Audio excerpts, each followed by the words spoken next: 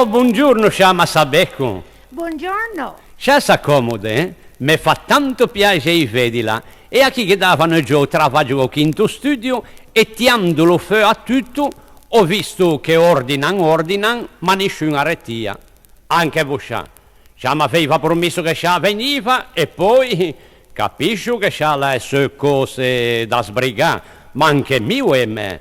Chi è tutto pronto? Sono 24 fotografie e mi ho fatto 30 pose, ma 6 lo scartè.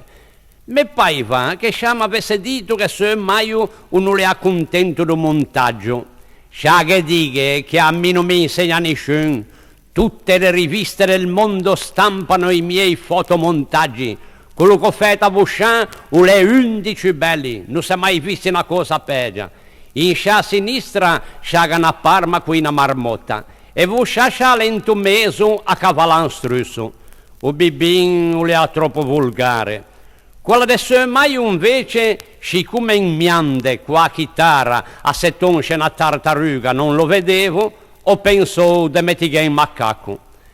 Per quello che c'ha mordi nuovo c'ha, che rappresentava Eva nel paradiso perduto, c'ha detto che c'ha che voleva un serpente che pende dall'erbo. Vedi che mettiamo 4 etti d'anghilla maina. Capisco che non è artistico, saieva meglio in agrigua, ma se a voi che piace l'anghilla, la mettiamo. E allora, quando c'è la rettiale, sono pronte. E pose che mi ho fatto sono 14.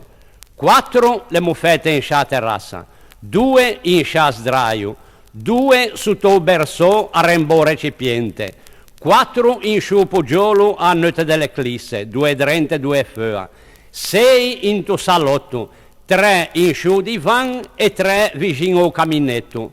Quella che mi ho fatto in tutinello le meglio scartala, scia la mesciò troppo. Signora, mi ho fatto non è meglio per accontentarla.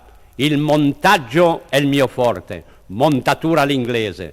Scia per fare veda chiunque senza timore. L'arte è arte. Però, scia non me parla di ritucasso e maio, eh? Scia non vorrà mica pretendere che qua faccia colà, mica faccia shortiu Perseo da Michelangelo. O la nappelle che la ciucanali con il pianeta Marte. Scia la mia, mi sono sincero, mi un sviluppo naturale, e cioè qua faccia come lastre.